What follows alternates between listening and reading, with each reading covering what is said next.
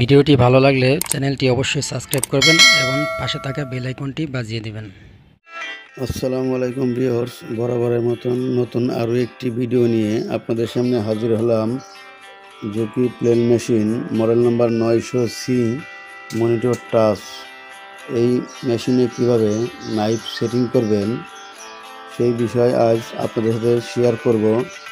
Knife যদি কখনো slow হয়ে যায়, নাইফে যদি কাজ না করে, সেই ক্ষেত্রে এইখানে দুইবার চাপ দিয়ে এখানে কোড নাম্বার দিতে হবে 2017 কোড নাম্বার দিয়ে ভিতরে প্রবেশ করতে হবে। প্রবেশ করার পরে দেখেন 1 নম্বরে টাইমিং, এখানে দেখেন উপরে আছে 150, 300, 250। আমি তিনটারই স্পিড এবং কমিয়ে দেব। আপাতত আপনাদের দেখানোর জন্য 20 করে দেব, তিনটাই 20 করে দেব।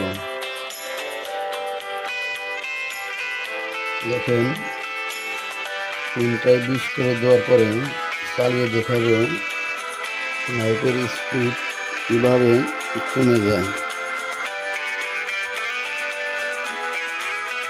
এখন দেখেন মেশিন চালানোর পরে নাইফের স্পিড কত কমে গেছে।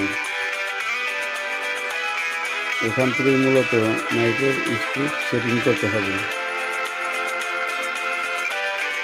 এখন আমি সবগুলো বাড়িয়ে দেব, আর মাপ মতো বাড়াতে হলে দেখেন এখানে রিসেট দিলেই অটোমেটিক কত বাড়াবেন বেড়ে যাবে।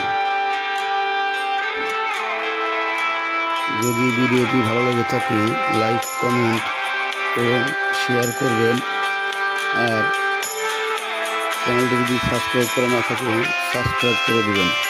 ধন্যবাদ।